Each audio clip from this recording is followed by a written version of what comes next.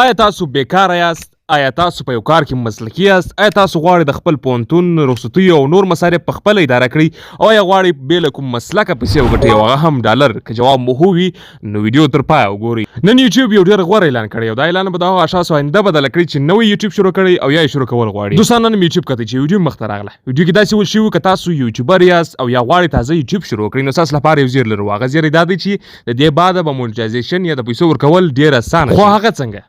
دوستانو د یوټیوب په نوي اعلان کې راغلی چې د دې بعده تاسو اړتیا نه لرئ د پیسو ګټلو لپاره 1000 سبسکرایب پوره کړئ.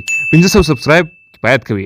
بل یې ویلي چې که تاسو په تیر یو کال کې 3000 ساعته واچ ټایم او یا مو شارټ ویډیوګانو 3 میلیونه ویوز اخیستي وي نو تاسو د یوټیوب څخه پیسې ګټلی سئ چې پخوا دا شمېر 10 میلیونه ویوز وو. خو یوټیوب ولې موږ ته پیسې راکوي او هغه پیسې بیا موږ څنګه راایستلی سو؟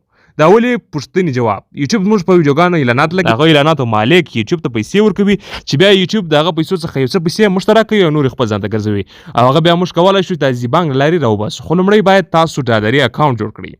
یو بله پوښتنه چې شاید ستاسو په ذهن کې پیدا شي او ډېر دوستان شاید دا پوښتنه ولري چې څنګه ویډیوګانې باید اپلوډ کړو. هر ویډیو چې تاسو خوښوي دوستانو، خو په افغانستان کې چې خلک یې ډېر خوښوي معلوماتي ویډیوګانې، خبرونه، دیني ویډیوګانې، نعتونه، اشپزي او یا موبایل راواخلئ او د خپل کلي خلکو بازار پارکونو څخه مو ویډیو وکړئ او د خلکو سره مرکې هم کولی شئ او داسې نورې ایډیاوې چې تاسو بیا وروسته فکر ورباندې کولی شئ.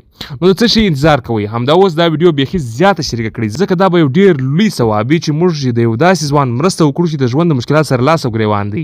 که هغه یو کاري صاحب وي چې قرآن کریم په ترتیل او تجوید سره تدریسول غواړي یا هم یو استاد وي چې کیمیا یا فزیک تدریسول غواړي، د ټولو لپاره یوټیوب یو ډېر لوی پلیټفارم دی. او بله دا چې موږ باید خپلې ژبې ته ډېر زیات کار وکړو. پښتو ته زیات کار نه دی سوی ځکه چې پښتانه چا نه دي پرېښي چې پښتو ته کار وکړي. خو اوس یوه ډېره ښه موقع ده چې پیسې هم وګټو او خپلې ژبې ته کار هم وکړو. مننه چې ویډیو مو تر پایه راسره وکتل.